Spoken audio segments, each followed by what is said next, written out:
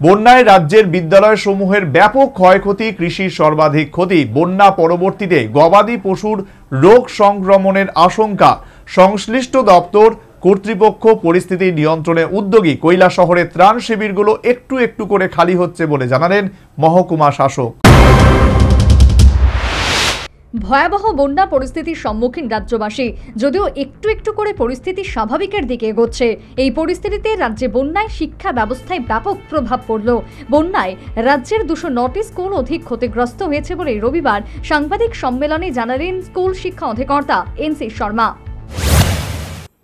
Flood affected স্কুলে বেশিরভাগ ক্ষতি হয়েছে এরকম স্কুল আমরা আইডেন্টিফাই করেছি এখন পর্যন্ত 209টা, যেটা ইনফ্রাস্ট্রাকচার এবং অন্যান্য ক্ষতি হয়েছে। আমাদের যেটা সবচেয়ে বড় কনসার্ন হলো ছাত্রছাত্রীদের নিয়ে। সেই ছাত্রছাত্রীদের যে বই নষ্ট হয়েছে, এখন পর্যন্ত প্রাথমিক রিপোর্টে আমরা যেটা জানতে পেরেছি প্রায় 12,000-এর উপর ছাত্রছাত্রীদের বই নষ্ট হয়েছে এবং সেই বইগুলি এসসিআরটির মাধ্যমে দেওয়া হবে। আমি এসসিআরটির ম্যাডাম এখানে আছেন, উনি ডাইরেক্টর ম্যাডাম, ওনাকে বলছি যে এই সম্পর্কে ছাত্রছাত্রীর বই দেওয়ার সম্পর্কে উনি বলবেন।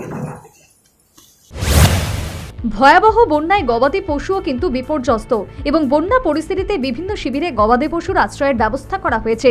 সেসব শিবিরে পশুপালন দপ্তরের তরফে পর্যাপ্ত খাদ্য সামগ্রী প্রদান করা হচ্ছে বলে আহত সাংবাদিক সম্মেলনে জানালেন প্রাণী সম্পদ বিকাশ দপ্তরের সচিব Deepa D Nair.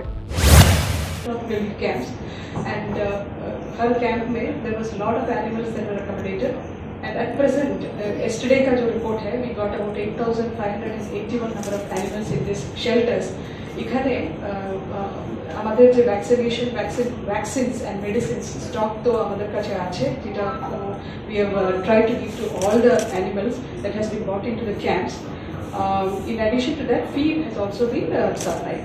In fact, जितना feed हमारे पास stock था 22 metric tons, 22,000 kilograms of feed has already been distributed through the camps, and green fodder to the tune of 4,000 kilograms মতন আমরা feed green fodder এখন distribution করছি। এছাড়া বন্যা পরবর্তী পরিস্থিতিতে গবাদি পশুর বিভিন্ন ব্যাকটেরিয়া জনিত রোগাক্রান্তের সম্ভাবনা থাকে, তা প্রতিকারে বিভিন্ন শিবির আয়োজন করা হবে বলে জানালেন প্রাণী সম্পদ বিকাশ দপ্তরের অধিকর্তা নীরজ কুমার চঞ্চল। ऑलरेडी एस्टैब्लिश है, क्योंकि जैसे ही फ्लड होगा वैसे ही ज्यादा से ज्यादा बैक्टीरियल डिजीज, पैरासिटल डिजीज अफेक्ट ज्यादा होने लगेगा। उसके लिए हम लोग जल्दी से डिवॉल्विंग कैंप शुरू करेंगे, लाइफ स्टॉक कैंप शुरू करेंगे और वैक्सीनेशन मेला शुरू करेंगे। तो ये सबसे ज्यादा चैलेंज है कि पोस्ट जो हमारा जो फ्लड होगा उसको कैसे हम लोग टैकल करें। उसके लिए हम लोग प्लान बनाए हैं, पोस्ट डिजास्टर मैनेजमेंट प्लान, उसके तहत हम लोग काम करेंगे। हमारे पास डिवॉल्विंग का मेडिसिन काफी है, सफिशिएंट है, वैक्सीन भी एनफ है और मेडिसिन का सप्लाई का ऑर्डर ऑलरेडी दिया जा चुका है। पहले ही दिए थे हम लोग, बिफोर फ्लड ही दिए थे, तो वो अभी आने के बाद हम लोग उसको। এই ভয়ঙ্কর বন্যায় রাজ্যের মৎস্য দপ্তরের 80% পুকুর ও জলাশয় প্লাবিত হয়ে মৎস্য চাষের ব্যাপক ক্ষতি হয়েছে বলে সাংবাদিকদের জানান মৎস্য দপ্তরের অধিকর্তা সন্তোষ দাস। তবে পর্যাপ্ত ফান্ড পেলে 6 মাসের মধ্যে পুনরায় পরিস্থিতি আগের জায়গায় নিয়ে আসা হবে বলে মৎস্য অধিকর্তা জানিয়েছেন। করতে চাই তাহলে আমরা এনডিআরএফ এবং মিনিস্ট্রি এবং এনএফডিবি এবং কিছু রিক্লামেশনের যে দরকার, এটা আমরা এনইসির কাছে অলরেডি রিকোয়েস্ট লেটার আমরা রেডি করেছি। এই টাকা পাইলে পরে আমরা আগামী 6 মাসের মধ্যে অ্যাকচুয়ালি ফিসটা যেটা আমাদের রেসিডুয়াল যে মানে ওয়াশ আউট হওয়ার পরে যেটা আছে এটা মাত্র 20 থেকে 25% এখন আছে। এটা মানে ওয়েটে গিয়ে আরো 3 মাস পরে হয়তো এটা 50% যায়, তাহলে আরো আমাদের 50% আমরা কিন্তু শর্টেজ। এই 50% মার্কেট থেকে কমপ্লিট হওয়ার পর বাকি 50% আইব, যে এটার গ্যারান্টি আমরা দিই না যতক্ষণ পর্যন্ত ফান্ড অ্যাভেলেবল না হয়। যদি ফান্ড অ্যাভেলেবল হয় 6 মাসের মধ্যে আবার আগের পজিশন আসবে। পাশাপাশি কৃষি ও কৃষক কল্যাণ দপ্তরের সচিব অপূর্ব রায় সাংবাদিকদের জানান, বন্যায় কৃষকদের কি পরিমাণ ক্ষতি হয়েছে তা নিরূপণে উদ্যোগ গ্রহণ করা হয়েছে এবং বন্যা পরবর্তী পরিস্থিতিতে কৃষি ক্ষেত্রে বিভিন্ন পোকার আক্রমণ থেকে ফসল যেন নষ্ট না হয় সে ব্যাপারে কৃষকদের পরামর্শ দেওয়া হচ্ছে। এটা আমরা দিয়েছি প্রথম আমরা আগে বলেছি যে ক্ষয়ক্ষতি দ্রুত নির্ধারণের জন্য রাজ্য দপ্তরের প্রাকৃতিক বিপর্যয় মোকাবেলা কমিটি গঠন করা হয়েছে এবং ক্ষয়ক্ষতি পরিমাণ এবং ক্ষতিগ্রস্ত কৃষকদের চূড়ান্ত তালিকা দ্রুত নিরূপণ করে ক্ষতিপূরণ এর জন্য রাজস্ব দপ্তর পাঠানোর ব্যবস্থার জন্য প্রয়োজনীয় উদ্যোগ নেওয়া হয়েছে। সম্ভাব্য রোগ পোকার যদি আমাদের শস্য দাঁড়িয়েও যায় কোন কোনো ক্ষেত্রে যেখানে পার্টি ড্যামেজ আছে সেখানে রোগ পোকার আক্রমণ হতে পারে। এর মধ্যে ইস্পা এই কীটের আক্রমণ হওয়ার পরিমাণ এটা আমরা বেশি লক্ষ্য করি। তো সেই জন্য রোগ পোকার হাত থেকে ফসলকে রক্ষা করার জন্য আগাম আমরা কীটনাশক প্রয়োগের জন্য প্রয়োজনীয় ব্যক্তিকে আমরা পরামর্শ দিচ্ছি কৃষকদের। এবং বীজতলায় অবশিষ্ট ধানের চারা দিয়ে যেখানে যেখানে আমরা বাঁচাতে পেরেছি বীজতলা, তো সেখানে নতুনভাবে রোপণ করার জন্য কৃষকদের সাহায্য করা হচ্ছে।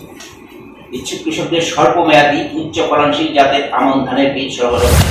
অন্যদিকে কৈলাসহরে ভয়াবহ বন্যা পরিস্থিতির চিত্র তুলে ধরে মহকুমায় বন্যায় কোনো মৃত্যু সংবাদ নেই, তবে শেল্টার হাউসে এক ব্যক্তি হৃদরোগে আক্রান্ত হয়ে মৃত্যু হয়েছে বলে জানান মহকুমা শাসক প্রদীপ সরকার। কৈলাসহরে বর্তমানে 8টি শেল্টার হাউস খোলা হয়েছে বলেও তিনি সাংবাদিকদের জানিয়েছেন।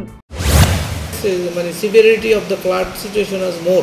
আমরা ডিএম নর্থ থেকে আমরা 2টা নৌকা পেয়েছি, রাবার বোট পেয়েছি, এগুলি আমরা এখানে ইউজ করেছি। অ্যাক্সিডেন্ট কোনো হয়নি বা যখন জলে ডুবে বা এরকম ধরনের কিছু হয়নি। উনি শেল্টার হাউসে 2 দিন ছিলেন, আগেই অসুস্থ ছিলেন, উনি স্ট্রোক করে মারা গেছেন। ওনাকে আমরা যখন অসুস্থ হয়েছে সাথে সাথে আমরা এখানে পাঠিয়েছি, আমরা যে অ্যাম্বুলেন্স পাঠিয়েছি।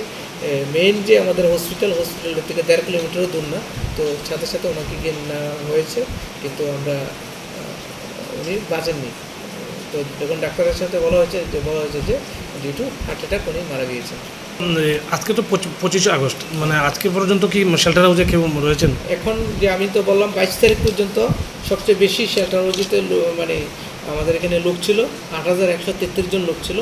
তারপরে কালকে সকাল থেকেই যে শেল্টার হাউসের যারা শেল্টার হাউসগুলি ছিল সেগুলি বন্ধ হয়ে যাচ্ছে।